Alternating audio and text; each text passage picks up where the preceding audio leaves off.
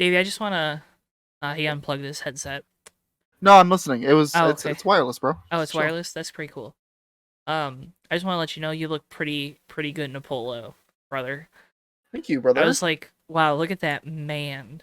I'm a working man in that polo that I had on earlier. A working man.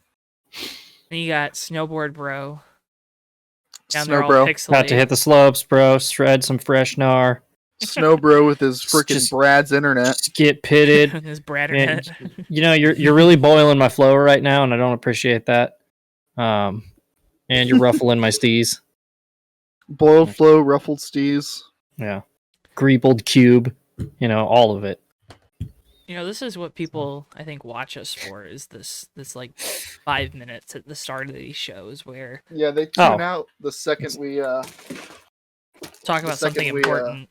Yeah. Yeah. Don't mind the fact that I almost draw.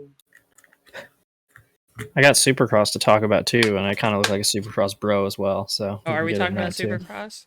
I don't know. Is that on I guess it's Matt's show now. Stank Dog got just absolutely launched, which was a bummer. Davey, so. I think that's a new record. We were a minute and Oh, did he swear? I wasn't even paying attention. 15 seconds in. Yeah, I did. You could still cut this out. It's okay. It's okay, because guess what? Circle B doesn't do with us anymore, so it's fine. I mean, they do. there's a I mean, one. you can still use code JTN at checkout for free shipping on your order of $20 or more. All right, well, if you're watching this, Mr. Circle B, dude, I'll stop if you DM me on Twitter at Davey Hazard to stop. But if not, I'm just going to keep doing it. Davey finally got his Black Friday diecast today. Finally. Yeah. I finally didn't get a Daniel Suarez 19 car. It was pretty cool. Well, It was awesome. yeah. Do you want to tell the story? Should I tell the story? You got it, buddy. So I'll chime in with funny anecdotes. I ordered Davey something for Black Friday because he's a big Ryan Priest guy. So they had a Ryan Priest autographed card for $20. I was like, perfect for Davey. And I knew he wouldn't see it because it was Thanksgiving Day, and Davey is probably more of a family person than I am. So he was just doing his things. I'm on my phone a lot of times during Thanksgiving. I don't like talking to people. And so I got it. And Davey also ordered himself something from Circle B Diecast, which was a Daniel Suarez car, so he could make a custom of one of his USORL rides. And Indeed. I got an email that they had sent. I'll be back. Keep telling the story. Yep, I got an email that they had sent the order to Davey. And when the order got there, it was Davey's Daniel Suarez car. And then Davey got an email that his order was shipping. And then he got another Daniel Suarez car. So they sent Davey the wrong order for the one that I got him. And Oh my god. it's now a couple months later and he got the right one. So I chalk it up to them being really busy with a lot of orders around the holidays. They're still the best and the best prices. And of course, when you go to Circle B Diecast, you use that code JTN, you help support us. But we're honest here on JTN. Yeah. And that wasn't the greatest of experiences. So, but never had an issue outside of that with them. So, yeah, everybody has a bad day, right, Matt? You don't we all? I know old Jared Stanky had a pretty bad day in Anaheim. He was running sixth on the first lap of his LCQ and locked up, and it literally flew over the end of the berm. I'm glad we're getting our Stanky update. You didn't see him land, and they just never showed another replay of it. So hopefully Stank Dog's doing okay. So has he posted on his social medias? Let me check. Also, Jason Anderson just flat cleaned out Ken Roxon out of the main of 450 main for the lead. I know that name. I was very mad about that. I know that name. I'm aware of that name. Oh, my last tweet or my last post on my Instagram feed is Stank Dog crashing. Nice, good stuff. Oh my god, he just yeeted himself over the berm. That was pretty cool. Very good stuff. Yeah, he's alive, so that's good. We'd love to hear it. Yeah. That's good. I don't know. Anyone else got any other fun stories? Jim Harbaugh sounds like he's leaving Michigan, so I'm sad. The USRL has been a terrible place for me recently. I have wrecked like a million times this season. I haven't had an enjoyable experience with NASCAR racing season 2003 since before the finale of the last Cup season. Dude, same. It's been really bad. It's been really bad. I have never come so close to quitting this game in my life. Even the lights race. I finally ran a lights race, and like I was leading most of the race, and then Noah spun out on the apron trying to come to pit road as a lap car and wrecked me. And then I wrecked again because I was in traffic. And Noah, I know you're watching. That wasn't very cool of you. Noah, that wasn't very cool of you. In fact, I blame you. money. And I know I was really chill about it when it happened. I know I acted like I was really chill, but inside I was fuming with red anger. By red, I mean communist anger. Our motorsports. Our motorsports. Our anger. Anyway. Sim racing has been bad -1 event, which I finally bought my knockoff watch for today. Nice. My Invictus Speedway watch that looks like the Rolex Cosmograph that you get for winning the Rolex. I bought that. Speaking of the Rolex, we might talk about that today on our show here that we're having. If you didn't know, that's what we were doing. Yeah. The Fake Racers podcast. Yeah. My name is Davey Hazard. I'm doing the intro this time, taking it from Joe without his permission. Don't care. Don't ask him. He's not important right now. I'm important. And my name's Davey Hazard. Let's toss you to the other two important gentlemen here today. We have Joe and we have Matthew. You guys want to introduce yourselves? Mike, or are you going for who's going first here? All right, what's up? It's your boy. You know who I am. Okay. That'd be Matthew Steelman, driver of the number 51 Matthew Steelman Chevrolet. Yeah. I was just gonna say my name's on the building. I don't think I need to introduce myself. Anyway, I did a good job. That was a good intro. You did a good job of kind of steering us. We're gonna make a podcaster out of you yet. Yeah. Hey, you're only on 2 shows already. So what did you just say? Why? No, I said hey, click. Okay. Oh, they're talking to me. Sure, that's what you said. Yeah, Matthew Steelman, 3 podcast guy. Yeah. Honestly. For Dale. No, just podcasting it up. For Dollar. Watch out. Watch out, Joe Rogan. Here I come. He has a FUBAR podcast. You're gonna start giving us supplement pills too? Yeah. Y'all like horse medicine? Alright. I mean, some of us do. Yeah. Oof, that's sketchy. Especially the horses that watch. Like Brad Keselowski. Dude. Dude, we've got the horse girl market, or the horse girl demographic locked down. So. I was gonna say, I think every horse girl I've ever seen was dating a guy that looks like you, Matt. Well, it's fitting That's insane. Because my mom is a horse girl, so I'm like a horse girl by proxy. What's the implication here? Hold on. No, I'm just saying. I mean, my dad looks like me. Don't break your arms. Yeah. Yeah, no, I grew up with horse. Like, I've been bucked off of multiple horses, so... Yeah. Hold on, I gotta write some timestamps down real quick. So the Rolex 24 was this past weekend. Some of these classes had a very thrilling battle to the end. Yeah, we totally watched all 24 hours of it. LMP2 had a pretty decent battle to the end. It ended a little prematurely, but Colton Herta was run down. The leader ended up getting around him. I think there's a little bit of argy-bargy or some mishaps that happened with the car that he was passing.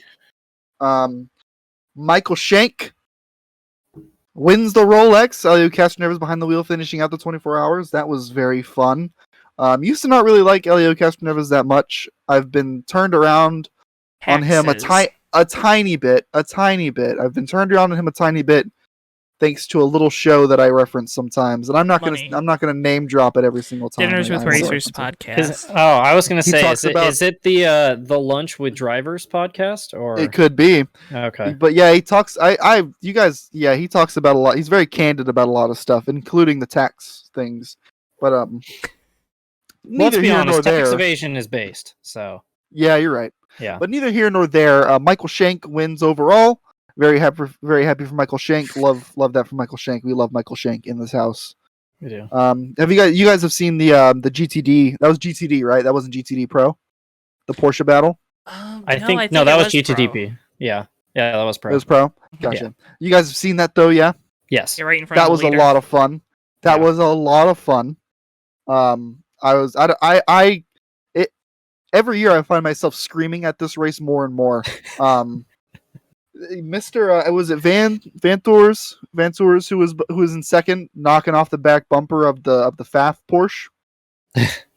I think so. I think it was him. I think it was I think Lawrence. we need to go to the Lawrence Rolex next year. Van Tour. Just knocking off his back bumper. I was very upset about it, and I was very glad when there was a little bit more argy-bargy when he finally got around the FAF Porsche.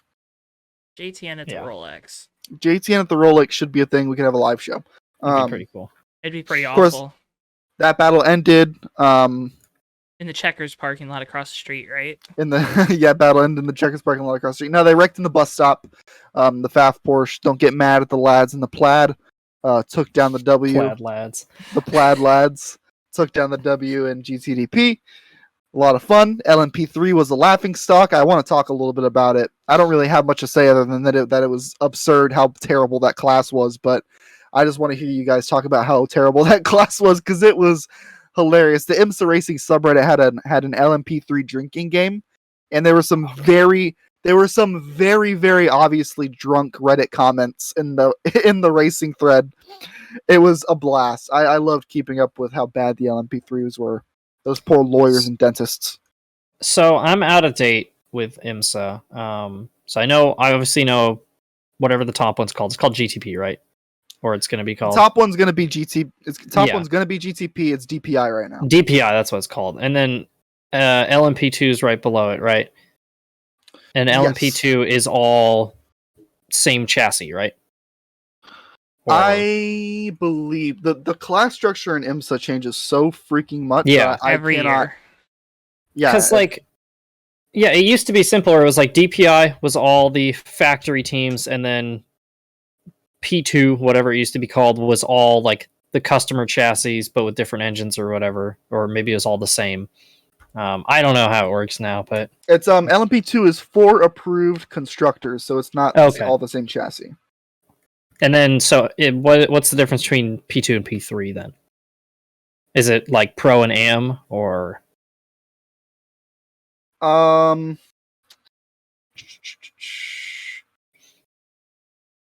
reading right now, by the way.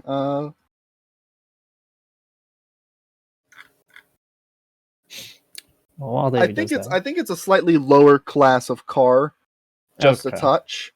Because the cars are different. I think it's just an entry level prototype class, whereas the LMP2, it's eligible to compete in like the WEC and stuff like that. Okay. Whereas LMP3 is not as such. It's just the prototype challenge and European Le Mans series. Okay. Yeah. Okay. Makes sense. And the DPI is just IMSA. Yeah, which the DPI is going to be the same as the hypercar regulations that they're introducing, right? Correct. Okay. Homologate that sports car racing, baby. Okay. I get it now. So yeah, no, it was good. I didn't watch it live, but I watched a bunch of the highlights, and 24 hours of Daytona never disappoints. So yeah, it's a good time. A lot of fun. A lot of fun watching that race. Had it on almost all 24 hours. Didn't always pay attention to it, but had it on. If for whatever reason you're listening to this and you are not a person who pays attention to the Rolex 24 hours of Daytona, quickly correct that, because it's one of the best races in the world, in my opinion. I had a lot of fun. It was a good race. Once again, happy for Michael Shank. A bunch of people got a cool watch. Racing season is here. Oh yeah. Oh yeah. Yeah, racing. Woo. Joe's not used to not sounding like the host of his show, so when I give him free reign, he doesn't know what to do with it. I don't know what to do. You can just take over at any time. I kind of just want to see how long he goes, if I'm being honest. But yeah, Rolex 24 is always fun way to start the year. NASCAR, of course, gets started this weekend with the Clash in the Coliseum. Matthew is supposed to be going as part of JTN's coverage of the Clash, but he's a baby, so he's not going. and that's the That's excuse against his contract. This is once again a blatant assassination of my character. That's against his contract. He signed a contract to go to that race. He doesn't know it, but I drugged him in Charlotte, and he signed a contract. This is a weird This episode. is not to This condone. is a weird episode. Matthew's like, this is why I think you're creepy. Yeah. As he's wearing sunglasses indoors. He deserves it. It's just the drip, man. He was 30 Respect minutes the late. drip. Ooh! I was busy. I was working on my bike. So, Nice bike. thank you. Yeah, nice bike. NASCAR back in California, baby. Yeah, it's exciting, right? Woo! There's a couple different things, right? There's the next gen debut, right? That's pretty cool. Mhm. Don't ask right like we don't know. We know. Next gen, baby. It's here. It is here. Next gen's happening. A few days from now, there's next gen car is going to be on track for an official Saturday, baby. session. Gonna be crazy. In the LA Coliseum. Yeah, if you didn't know. Once again, I know this has been harped on by countless people who create content and countless people who share their opinions on social media, and we're throwing ourselves into the mix with these people because it's definitely not a congested market for us to have this opinion in. But no, not at all. And I don't think people still understand how cool it is that we're racing in the LA Coliseum. They made a racetrack in it. NASCAR is racing in a facility that hosted the Olympics. Think about that. It's almost like they could do it in other places around the world if they really wanted to or something. I think that's the end goal with this experiment, right? It's to open up those markets for some type of international exhibition. It's to open up the idea that you can go race anywhere that has a large enough stadium floor. Right? I mean, what's stopping, if this goes off well, what's stopping NASCAR from going to, I'm trying to think, what's stopping NASCAR from going to Green Bay and running a race at Going to Lambeau Cowboys Stadium, racing indoors, at Jerry World. That's what I'm saying. Like, yeah. It's feasible if this goes off without a hitch. It's not going to, right? There's going to be some issues that come up. I have a feeling it's going to be time related. I think the switchover is going to take longer than they anticipate it to. That's why you see them. That's what those boxes like in the infield of the track are. It's to stage the next lineup. I have a feeling that's where the congestion and the issues might arise from. But it's going to be fun, and I think people need to stop. Like, what was the first thing that came out about all this? Oh, you're going away from NASCAR's fan base. I think that's the point of this. Because as if NASCAR's not trying to ditch an old stereotypical fan base. They're in an image that they've been trying to get rid of for the last 5 years. Yeah. And it's more than that though, right? It's taking the right, instead of having fans have to trek out to a racetrack, it's taking the racetrack to a place where there's a large amount of people.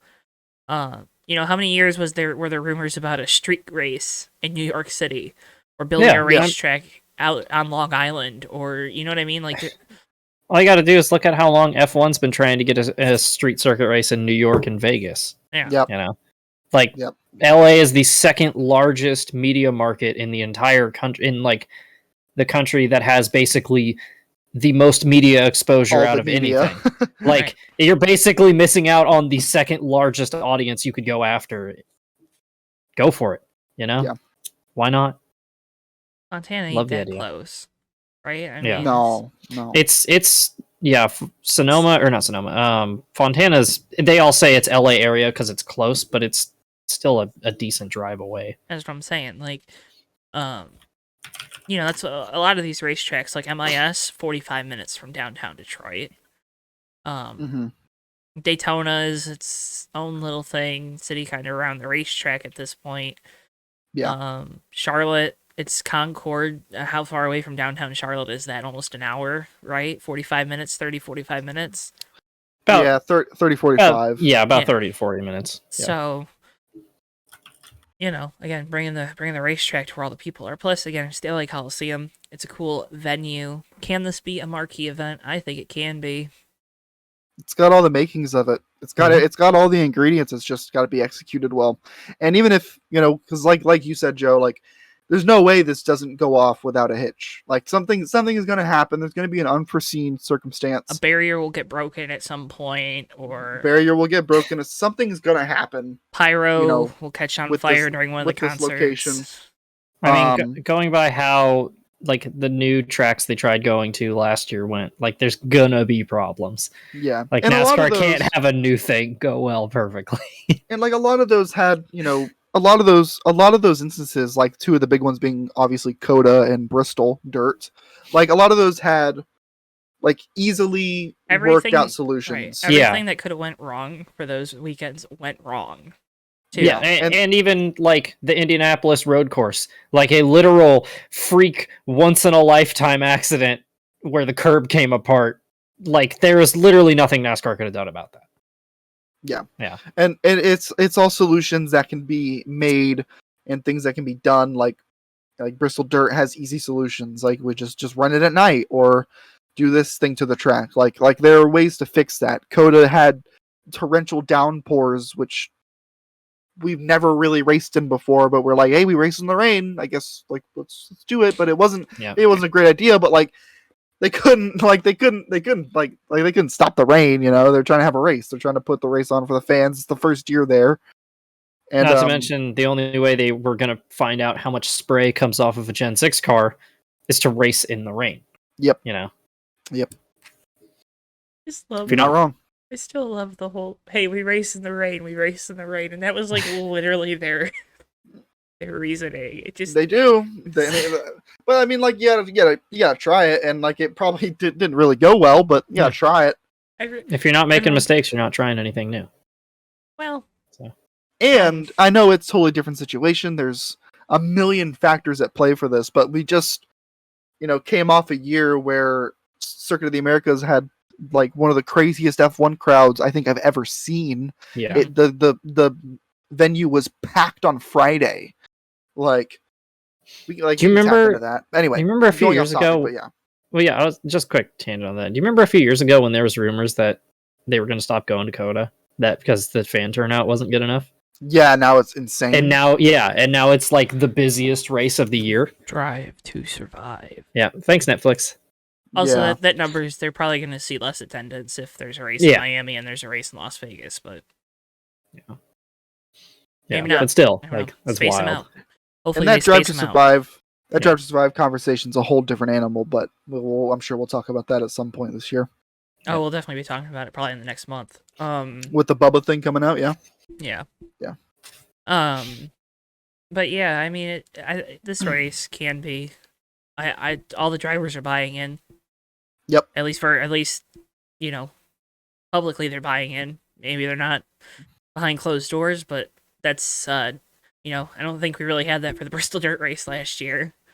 It's kind of easy for everyone to buy in on, let's go to a different road course or another new oval. But, I don't know. I think it is exciting. Yeah. I think as a driver, you gotta buy into this. Like this is cool. Like this is a good regardless of whether you're gonna like it or not. Like you can't deny that it's cool. Like what you're doing, the context of the situation. But yeah, and again, it's not like it's an extra weekend in the middle of nowhere, Kansas, or I think that's something that when these drivers talk about not wanting these long weekends anymore. Yeah, which I will always be angry about with the younger drivers. But you're in LA, right? So I don't think they're going to be complaining about having to spend an extra day or two in LA. It's going to be a party. You're in LA the week of the Super Bowl. Like, you're kicking off. Can you Super imagine Bowl week. How much stuff there's going to be to do? Yeah. And I think that's another thing with the way the scheduling goes, having this race, a couple weeks before the 500, having the Super Bowl in there. If Fox had the Super Bowl, this would be an even bigger thing because of all the promotion that would be going into it, too. You'd have the NFC Championship, you'd have Clash, the Super Bowl, and the 500 back-to-back-to-back weeks on Fox, which, by the way, good job, Fox, for putting this on Big Fox instead of only putting the heats on Fox and then putting the main event on FS1. Really appreciate you doing that. They ended up changing that, right? What?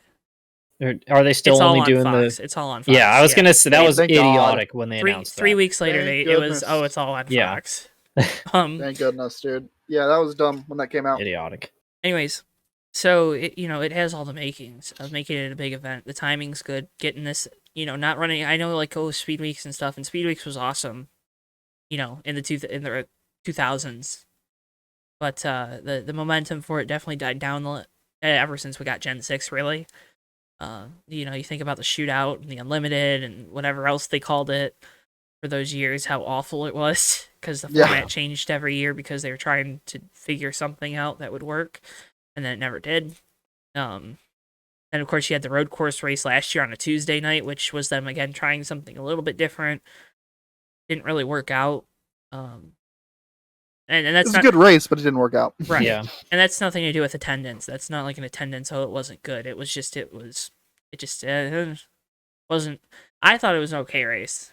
Yeah, it was fun. Fun race, but just no one cared. Exactly. This people care about it, and I think that's the most important thing. The Clash was a good thing because it was a 25 lap pole winners only right after Daytona 500 qualifying on a Sunday. Yeah. And they got away from that, and it worked for a while. Isn't working in, Gen 6, moving into next gen era. This will work. Any predictions? Big names. Kyle Larson's gonna win. Big names being left out. Winner, Davey says Larson. Names maybe being left out of the main event. Chase Elliott doesn't make the main. Over under number of cautions, number of DJ ski breaks. Yeah. Chase Elliott doesn't make the main. Kyle Larson wins the race, and DJ Ski is gonna run out of songs to DJ. He was actually at the U of M Ohio State game. I was like, that name's familiar, and then he was at our game. That was pretty cool.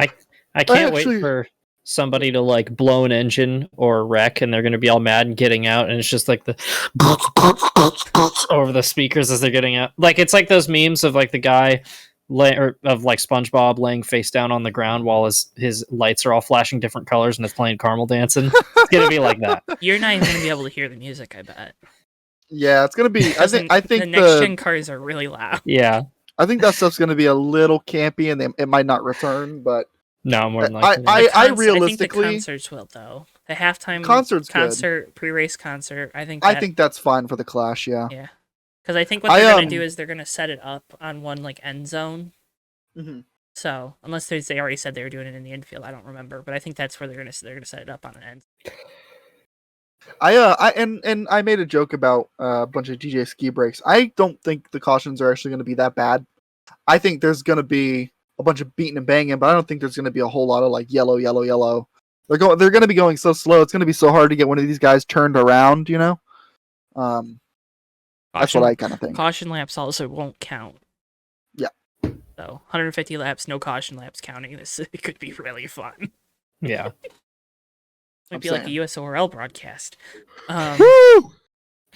The boys. The boys. Yeah, I could see like Joey Logano not making the main event. Someone like him. I think probably rookies like Austin Cindric. I don't know if it'd be like a shock if he didn't make it. Harrison Burton. I bet Austin Cindric makes it comfortably. I mean, personally. I think so too. I don't know if that would be a shock. Like, I could see Chase Elliott not. I could see a lot of guys not making it just from wrecking, right? But Chase you also Elliott have to is one of those guys. You also have to remember that there is the cushion in there for these guys. The highest up in points that isn't already in from last year gets in. So Chase would be what, fourth, third, second, whatever. Third it or would fourth, be. something like that. Yeah. So like, he'll probably get in. Yeah. Plus Larson and Truex have issues, and Hamlin, which would happen. But it'll be fun. It'll be fun. Larson's probably a good pick just because apparently he likes this car too. So yeah, we're all screwed. A knockout of an announcement today as the Money Team Racing is finally officially announced. They have a car. It's a Starcom car. Yeah, I mean it's something. It's a lot like I want to throw back to Dinner with Racers again when they had Rossi on there and he's talking about USF1 and they were like trying to buy Toyota and he's like they at least have a car. Yeah, the USF1 factory had a wishbone. They're like we've got this nose cone. He's like that's cool. You need at least 4. Is that being built somewhere else? No, it's being built here. Where? Yeah, no, I Please genuinely check it out. didn't think the money team was ever actually going to get a car. So. Well, it's just like what New York racing that we're still waiting on too. I will say, the paint scheme. First off, it's sponsored by Pit Vipers, which is part of the reason why I'm wearing sunglasses for this episode. I'm mad I don't have Pit Vipers, but that car is the absolute definition of so bad it's good. Because that is one of the ugliest cars I've ever seen, and I adore it. Do you think the diecast will come signed by Floyd Mayweather? They have there's to, a right? there's a joke to be made about Floyd Mayweather not knowing how to read there. So. I mean, he can't write his name. Yeah, true. Sure, he's had to sign his fair share of checks. Yeah. It's exciting though, right? Kaz Grala going to be behind the wheels, so that's a good, like, safe set of hands for a super speedway race. So that's another good thing they got going for them. But I don't know. It's not. We'll see. We'll see, right? Like, I have literally no idea what to expect. Zero expectations. How many open cars does that make for the 500 then? The 27, this car. Let me look it up real quick. Who else? What other open cars are there? A freaking lot of them. Is there? A decent amount. I mean, we're getting a handful of new teams also. The 27, the 50, and where? J-Ski doesn't show which teams are open. All the way at the bottom. Well, on the entry list, it just has them all numerical order. So. That's for the Clash probably too, right? No, it's Daytona 500. There's a Daytona 500 entry list already? Tentative entry list. Oh, okay. I'm trying to think of who would be an open car. Well, at this point, I'd like to remind you folks to head on over to circuitdiecast.com now and use code JTN at checkout for free shipping on your order of $20 or more. Circuit Diecast is your home for all your racing-related memorabilia needs. You can use code JTN at checkout for free shipping on your order of $20 or more. You can also head on over to the JTN merch store if you have the money to do so. We'd love you to be rocking some JTN merch in the new year. Got our logo merch, of course. Also have both of these fellas racing t-shirts. Davey's got a couple designs up there. Go check them out again on the JTN merch store. That also linked down in the video description below. I got the open cars here. Okay. We got the 27 with Villeneuve. We got the 50 with Gralla, the 62 with Gregson, the 66 with Timmy Hill, and the 96, which I don't know if they're running Daytona. Who's the 96? That would be Gaunt, so probably Kligerman. So, okay, so four open cars. Yeah. 5. If the 96 shows up, 5. So 4. Yeah. I haven't heard anything about the 96. Yeah. They're just on, like, the unknown plans would expect them to continue, so. Okay. Yeah. Well, kind of stinks.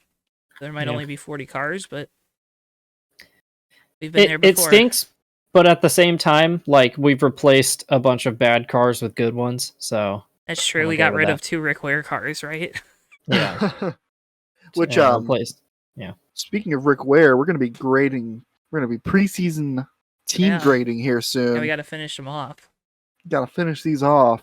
I still want to do a separate driver rankings one, but I know you want to save it for the qualifying live stream. It's understandable. You want to do like a tier list of drivers? I would like to have a tier list. Okay, we can do a tier list. I'd like to do a tier list. Maybe that's what we'll do next week. If you get the tier thing set, we can do it. Okay. I can do that. Fair? I think. I hope. I think so. Maybe. There's probably already one out there that you can just lift and probably add in the couple that we need to add. Yeah. You could even include Xfinity, Truck Guys, ARCA. I'll do some notable Xfinity and Truck Guys. We not got touching hot ARCA takes because about that's ARCA. stupid. Frankie Muniz is going in the S Cup tier, first off. Frankie Muniz is going a tier above S. Yeah. It's going in the Malcolm tier. Well, Davey, you hinted at it. Let's no, it'd have to be in the middle one then. I was laughing too hard to get the joke out, but yeah. You hinted at it. Rick Ware Racing. What do we give old Rick Ware? Obviously, the Stewart Haas Racing Alliance. D. Even with Ryan Preece behind the wheel? Well, see, it averages out because Ryan Preece gets an A, but Cody Ware gets like an F-, so they There you go. meet in the middle. What do you give him, Matthew? I don't know. It's D? D plus, sure. D, straight D. I think Priest will. I'm assuming when Priest drives for them, they'll have like certain races where he's basically a 5th SHR car. Yeah, probably. But I'm not expecting much. I'll also go with that D plus. That's probably pretty safe. Priest's gonna be in that car this weekend too, so we'll see how those work out. Yeah. Ryan Priest to win the Clash. They said Larson. Obviously the one of the big team acquisition type deals, Roush Fenway Keselowski Racing. The big question mark. Yeah, this is probably the one that's the hardest to predict, right? Yeah. You got a championship caliber driver, of course, with Keselowski, who's coming off of a good year. Not a great year, but a good year. Chris Buescher made some strides early in the year and then kind of petered out. Yeah. Flashes of brilliance, I think, is a good way to explain his season. I think we averaged out at a B for Stuart Haas. I'd go with like a B- just for like tempered expectations. I don't want to put too much on them. Like we I think it was you predicted that both cars would make the playoffs, or maybe it's me. I don't know. One of us did. I said 1, I think. Oh. I think I can't remember what I said. So. Regardless. Rewind the tape, somebody. Not me, because I'm not going to put that in the video. Nope. Too lazy. Yeah, I'd say like a B-. So. Yeah. I think I'm going to be right there with you. I think, I don't know. They're weird. They're kind of weird to handicap. Also, they hired David Smith from Motorsports Analytics, and that was pretty cool. That dude is pretty cool. Yeah. He knows what he's talking about when it comes to numbers. I'm going to go C+, but probably with one of the higher potentials to prove me wrong out of the whole list. And I think that goes right along with you had front row at a D+. So, yeah. As Roush does, of course, front row does. So, that's fair. Of course. Another one of those teams that acquisitions, the other big one, of course, Petty GMS Motorsports. Eric Jones returns to the 43. They've moved the shop to the GMS shop. Ty Dillon's going to be in the 42. Previously was going to be the 94. Which honestly, I'm kind of bummed out. 94 is a weird number, but I was looking forward to seeing it. I thought it would be cool. I thought it would be like weird but cool. So. Yeah, fair enough. I agree. Yeah. What do we think about this team? This might be the hardest one for me to predict because, like, Petty, they're like a solid C. Mm-hmm. Like normally, maybe a little lower, passing. but sometimes they could be higher. And GMS, in theory, should help them, but GMS has also had like a total lack of success outside of trucks. Yeah. So it's really weird, and I don't know what to expect from this team. Everything that you said, plus the fact that I think Eric Jones is going to continue to perform in that car. I think Ty Dillon is going to have a slight renaissance. He's not going to be better than Eric Jones, I don't think, but I think he's going to hopefully come to this car a lot more composed than he came to the Gibbs car at the beginning of this season. After everything that happened, that was an absolute disaster. I think hopefully he'll have himself. Hopefully he'll have himself a little more reined in. Excuse me. Yeah. Yeah, he did. And because people were mad that like all the Ware cars and Derek Cope made it and he didn't. Right. Altogether, give Petty GMS a C. Yeah. Yeah. I say about the same thing. I don't know why, but I'm getting vibes for Ty Dillon, just looking at his car, of AJ Allmendinger in 2009, where that was a deal that came together super late, and then he scored like a top 5 in the Daytona 500, and everybody was like, oh, all right, okay. And then he had like an okay season, and people like put a lot more stock into him after that, so I could see Ty doing that. I genuinely think he'll be easily top 25, possibly top 20 in points. No wins, but I think he'll be okay. Yeah. Ty Dillon top 25 in points. It's a stretch, but I'm saying that I did say slight Ty Dillon renaissance. That's true. A Ty Dillon Yeah. renaissance is 25th in points. Let's be honest with ourselves. Lost in the shuffle is them bringing in, and I can't, Dave Ellens, the crew chief for Eric Jones. Kind of a little bit lost in the shuffle. He was the crew chief on the 9 car through Reddick and Byron's championships, as well as the last couple of years with Gregson. So I think that definitely helps them, right?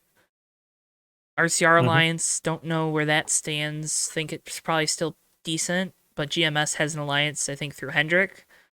So I don't know where, it's all the same engines, right? So, So, by the way, I just looked up Ty Dillon, his results for like where he's finished in the points, and it's 24th, 27th, 24th, and 26th. And so when you average that out, I'm not exaggerating. It's literally 25.25. So, Davey, you literally could not be more on the number with your top 25 prediction. So. What can I say? I'm that guy. I think Eric Jones will still do good. They got some fun thing now behind that car too. Ty Dillon, he can be a solid driver. He can also he's one of those drivers that has a decent ceiling. It's not super duper high, but his floor, as we saw last year, it's pretty dang low. Yeah. And that was like really shocking to see too, because like my biggest thing with Ty Dillon is he's just like anonymous. Like I just like most of the time I forget about him. And last year I saw a lot of Ty Dillon, but for not good reasons. Yeah. Yep. Like his for all the wrong things. Headset dying and then him cutting across someone else's nose or So yeah. I think I'm gonna be right there in lockstep with you guys at a C. Yeah. I think that's not what their, height is. They can probably get up to a B, but it'd have to be a couple wins, maybe a win, and then probably, at least competing to make it out of the round of 16. Yeah. Is that fair? I think that's fair. Team that was kind of hitting their stride and now expands going into the new year, 2311 Racing. Of course, the addition of Kurt Busch. But Wallace was finally starting to perform last 10 or so weeks of the year. Of course, had the season cut short when Corey LaJoie and him got into trouble like 10 laps into the race in Phoenix. Yeah. And then, of course, you bring in Kurt Busch, who has made every team he's driven for better. And, yeah. I forget who the crew chief on that 45 is, too. Did they ever announce that? Was Booty Barker sticking around? I believe he's still the crew chief on the 23. Hope so. I like Booty. I thought he got a... Hold on. Let's look this up. This is where we would put Billy Scott is Kurt Busch's crew chief. Okay. That makes sense. And and Booty Barker's is Booty Barker's staying. Okay. We got Booty and Bubba together. Let's go. So you kind of saw that chemistry growing between those two late in the year. Of course, Talladega win, big historic win, and all that. But also you could kind of see the gelling a little bit better, top 15s instead of top 20s, finishing where they were running, which I think was the big thing, even if that wasn't a Barker thing. Kurt Busch, I think he's got some familiarity with Billy Scott. I think he was the crew chief for Kurt at SHR for one of the years after Gibson retired. I think it was probably his last year there on the 41. So I think that's right, because I think he was also Suarez's crew chief the year that Suarez was at Stewart Haas. Correct. So, yep. Davey, you got the t-shirt on. You get to be the one to make the prediction first. I would have put 2311 at like a B- last year. Going into the year or for the year? For the year. So I would have to imagine they would improve. I'll give them B+. I'll go B+. That's what I was thinking. I think Kurt's going to have his random one win this year where he just kind of shows up and clowns on everybody. He's like, yeah, I can still do it. I think the main thing is both cars have to make the playoffs. I think you'll see Bubba Yeah. run top 10 more, and I think by the end of the year, you'll see him win another race. Because, like, they ran better, but they still weren't a top 5 car towards the end of the year, and you've got to run up front before you can win races. And yes, they did win a race. Yes, it was rain shortened. Rain shortened wins are legit. Not taking anything away from them. But to expect Bubba to be a front-running, race-winning driver every week, I think he still needs a little more time. But I think the crew chief changes are going to help. I think the next-gen car and this whole team just having more time to get to know each other is definitely going to help a lot. Yeah, and we agree that Kurt Busch is probably going to be a perennial front runner for most of the season. Yeah. Like common figure in the top 10. Yeah, because I feel like the equipment he's going to have is better than what Ganassi has had the last couple of years, and he had his fair share of decent runs in that. So couple wins, right? So yeah, win or two, and 3 wins, 3 years. Yeah. So we'll see.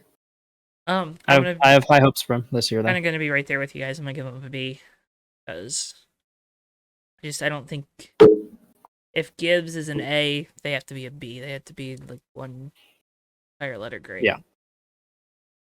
But I hope they prove me wrong, right? Hope they win every race.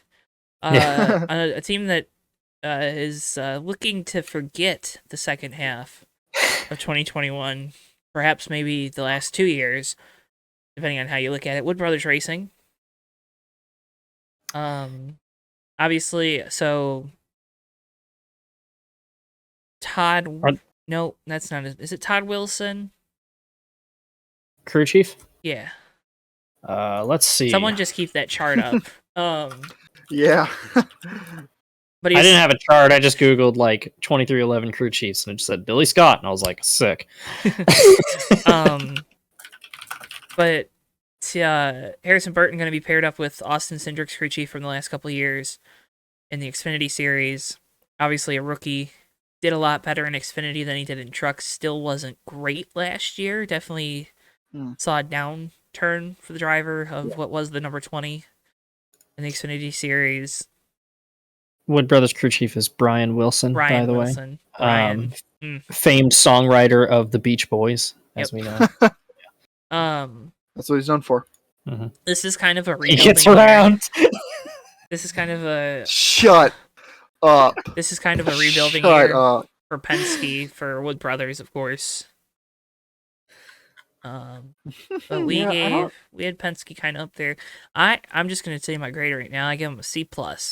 Yeah, I don't know what to expect. I like Harrison, and I think I had said I was a little disappointed with how he ran last year. Like I thought he did well, but I was underwhelmed by him. And now, like, you have throwing a very young rookie driver into a single car team, which I know they're essentially a fourth Penske car, but still, like, they're still kind of isolated a little bit. I think, like, if you're looking at it from Wood Brothers' standpoints, they're just like, just don't do anything stupid this year, and you'll be fine. So please don't be embarrassing. Yeah, don't say anything stupid. Don't just make us threaten to take you out of the car the last week of the year. Don't drive like an idiot. Don't do or say anything dumb off the track, and we'll love you. Mm-hmm. So yeah, I think like a C+ or a C is a good prediction for them. C+ yeah, or Wood C? Brothers is C. Matt, C+ or C? Can't say C or C+. Can I go like what's like C.5? I guess we round up because we're nice. C+. C.5. The C diagonal. This man said C.5, dude. Did you get a lot of C.5s in high school? Dude, yeah. Hey, C's get degrees. Okay. They do. Yeah. You know what they call the person who graduates at the bottom of their class in medical school? A doctor. So, Hendrick Motorsports A+. Do you think? A+. Yeah, I'm okay. I'm glad I'm not the only one because I'm biased because I'm a Hendrick fan. So, in case you can't tell, I'm gonna give him an A-. Last year's champions. probably the best lineup of drivers right now. Gibbs. Yeah, okay, Yeah. but yeah, Christopher Bell. Yeah. Ooh. Well, okay, we look Alex at Bowman and William Byron. top driver. Well, here's William the Byron thing. was really good last year. Yeah. So if you take like their top driver, it's like Larson and Busch. Okay. Elliott and Truex. That's pretty close. Like Byron and I'm forgetting the third Hamlin. Like that's still pretty close. And then Bowman and Bell, I take Bowman.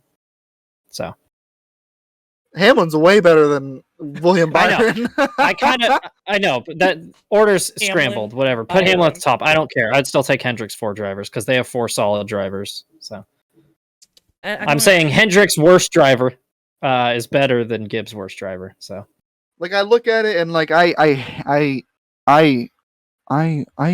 William Byron. I hate William Byron. But he was really good last season. I do hate William Byron. I don't like William Byron at all. He was really good last season though. And I mean, he's sponsored by Liberty. It's a little weird.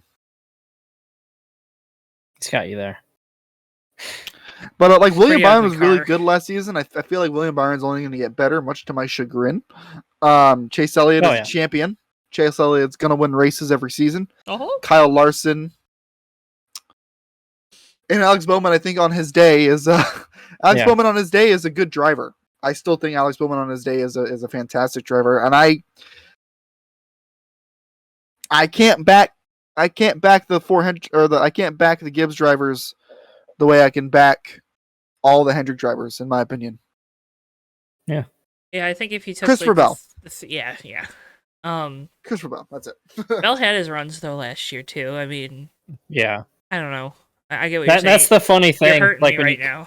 You compare. Well, this is the funny thing though. Is like you compare the 2 drivers, like the 2 weakest drivers. Like Bell and Bowman were close on points. Bowman won 4 races. Bell won 1. So. And I would like to offer this, which hurts my soul. I would argue that William Byron had a more impressive season than Kyle Busch last season. More or less. I'd say so. You know. Because Byron's going through that kind of teething trouble phase that we just saw. I mean, Chase Elliott looks like he just regressed back into it.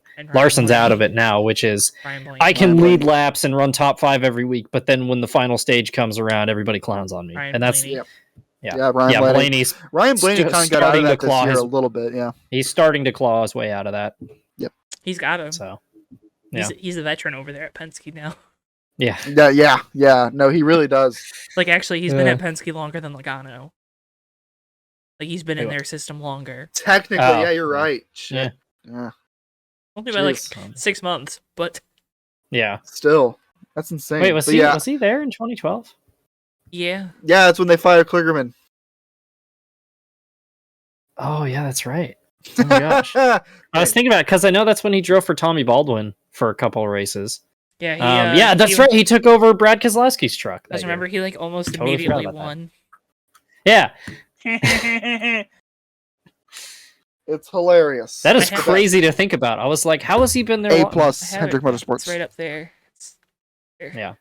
I'd have to agree. A+ Hendrick. I give him an A-. I don't give out A+. There's no such thing as a perfect paper. I just don't give out A+ because I don't get A+. I was treated poorly as a child. There's any therapists that want to unpack that one. Probably a lot out there. JTG Doherty Racing downscale, go from 2 to 1. Ricky Stenhouse is. They want out of the sport apparently. Huh? They want out of the sport apparently. That's not a thing. Like that's the rumor that they want out. The Geschecters. That's the Ricky Stenhouse Jr. effect, baby. This is coming from somebody who is literally a Ricky Stenhouse apologist. So. No, I know what the rumors you're talking about are, Davey. Yeah. But probably rightfully so on their part, because they ran a car all year with no charter. Yeah. I don't know, JTG Doherty. Do we have any Ricky Stenhouse? See, I always rank him ahead of Petty GMS. I think they regressed this season. Yeah, I think like Ricky can run well. We saw that last year. Like he's still got this is what's so frustrating about Ricky Stenhouse is he has the talent. Like he is, for you football fans out there, he's like NASCAR's Jameis Winston. Like he's the perfect example of like $1 million arm 10-set brain. Which is, it's like he can wheel a car, but he doesn't know where the limit is, and he makes some of the most baffling mistakes I've ever seen out of a driver sometimes. And I love Ricky. Like I would consider myself a fan, kind of. So I don't know. Yeah. I guess like C plus. It's an interesting take. Yeah, I'm gonna throw him a C. Yeah. Okay. I don't know. Yeah, I just don't know what to expect. I mean, JTG also, I feel like they might even run better as a single car team because they ran pretty well when they were single car back in the day. So with Ambrose and Allmendinger. So Bobby Labonte. Yeah, I'm a good old Bob Lob. Bob Lob. Yeah. Team Trackhouse, Mr. Worldwide, Justin Marks. Obviously, the addition of Ross Chastain in the one car. Gonna have Dana White whiskey or something on the car this weekend for the Clash. So that's cool, I guess. This one's tough. Not much to say about this one. Just like they do. The problem with Trackhouse is they do all this flashy stuff to run 20th. Yeah, they really tailed off kind of poorly at the end of last year. And I think that was just them overperforming at the start and kind of raising the expectations on them unjustly. I gotta agree with that. But yeah, they're right there, like with the colleagues and the Roushes. It feels like they're still in that kind of doldrum. I kind of expect them to split the gap between where they ran last year and where Ganassi ran. So somewhere in the middle of that. I give them like a B-. So I gave colleague, I'd give them that. Yeah. I think Ross could make the playoffs. And maybe Suarez too. I think I have higher hopes for Ross coming into this year. Yeah, my main problem is I can't back this driver lineup that much, to be honest. I can't. Daniel Suarez is like, I love Daniel to death. He is the most inconsistent driver. Unbelievably inconsistent. Yeah. Ross Chastain, I don't even know where to begin with that dude. Like, I can't. I just can't. Inconsistent. I just can't begin with him. Like, he's fast. It's kind of like what we just talked about. It's got a little bit of the Ricky Stenhouse syndrome going on, where like, fast race car driver, very talented, drives like a dummy. And he turned it down a little bit the last year, but his performance kind of suffered here and there as well. Yeah, he had great showings at Nashville, Darlington. But then Darlington, really good. And you never know, it could that could kind of fall into his hands as far as like this new car and all that stuff. But I mean, it's neither here nor there. I still can't back them totally. I'll go C plus. Yeah, I would say actually C plus is probably the right choice. Wow. I think Ross really benefited from having Kurt Busch, like a veteran teammate, and like Ross's season started out horribly, and then he really picked it up like when Kurt Busch kind of turned around and made that run to make the playoffs. Like Ross was right with him for a lot of that, and he had that kind of hot streak for a month or two. So like he's got really high highs, but like we were talking about, his floor is really low. But I believe this is going to be a lot of the same folks that were on his team last year too. I believe they kept the crew chief, and they kept a lot of the Ganassi crew that was on the 42 as part of this one team. Whatever that means in terms of consistency, I say B-. Yeah, I think one of them can make the playoffs if things go right. I agree with that. But we'll see. The field is so weird. The field is getting stacked. Yeah, it's like what I was talking about last week though, where it's like if we're gonna slot these guys up front, what cars are they gonna push back? Who are they gonna run ahead of? Say the four Gibbs, 4 Hendrick. That's already 8 spots. Yeah. Yep. You'd have to think at least 2 of the 3 Penske's, if not all 3. I gotta tell you, man, the first 3 or 4 weeks of the season are going to be eye-opening. They're going to be pretty crazy. Oh, yeah. It's going to be so crazy because everyone's going to be like, oh, man, this team is going to win the championship. And then by the time we get to September, they're going to be nowhere near competing. Yep. It's going to be great. Watch it be like a 2009 F1 season thing where just like Like, Colleague wins again! Justin Colleague Haley has a commanding points lead. And then Colleague doesn't really do much until they just somehow win the championship anyway. He wins like the first 8 races and then just coasts to a title at the end of it. Jensen Button style. Can't really happen with this format, but... Don't ruin my narrative. Anyways, okay. Team Live Fast. Could coast to a regular season championship. Live Fast. Do we know what Team Live Fast is? That's is the old Beeger. Beach. I give them a D plus. D plus. D. Yeah, D, I go the same. Straight D. I'm gonna go D plus. That's actually the worst grade I gave. Oh yeah, I gave it. Those are our worst grades, tied with Rick Ware. If that lets anyone at home kind of gauge what we think of this team. Straight D here, baby. I'm gonna give him a D plus. We'll see, right? I mean, Next Gen's supposed to level the playing field. This is a team that, levels the playing field. I think on a good day they can run with front row. So, I'm gonna be interested to see, because like obviously the Hendrickson, the Hendricks and the Gibbs of the world are gonna be able to get all this really smart, talented people. So they're gonna be able to afford those people. I'm really excited to see though how the difference between those smart and talented people compared to, your other people. But if that's a true, description of these people that work for teams, it's not, because everyone's very talented, but there is such thing as ego and confidence. And working behind a brand name, that's why people pay out the wazoo for a little swoosh on their shoes, but I'm wearing a Nike hat right now. I don't. But the big thing, Vans. You're a van. I'm just interested. The Next Gen is gonna. It's not a proof of concept anymore, but the whole concept behind it is try to level all the off-track stuff, make it really come down to the driver and the crew. And, crew chief being able to make adjustments rather than all this work at the shop. So I'm interested to see how that works. I think seeing where a team like Live Fast, a team like Spire, Rick Ware Racing, where those teams line up compared to where they lined up in the last 3 to 4 years, that's the interesting part. And that's what Next Gen's going to really kind of open everyone's eyes about. All that being said, though... Oh, go ahead. I was going to say, before we move off this, one thing I learned from Dale Jr. last year, specifically at Darlington, was that BJ McLeod is surprisingly very respected and connected within the garage. Mm-hmm. Specifically, that anecdote he told where he went to his own shop and BJ was there talking to one of his drivers because one of his drivers was asking him for help with something.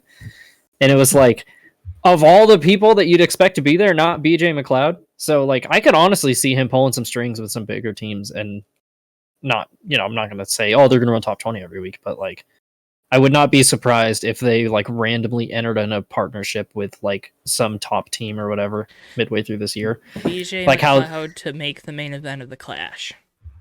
You know what? Pencil me in. I'm predicting it. Let's go.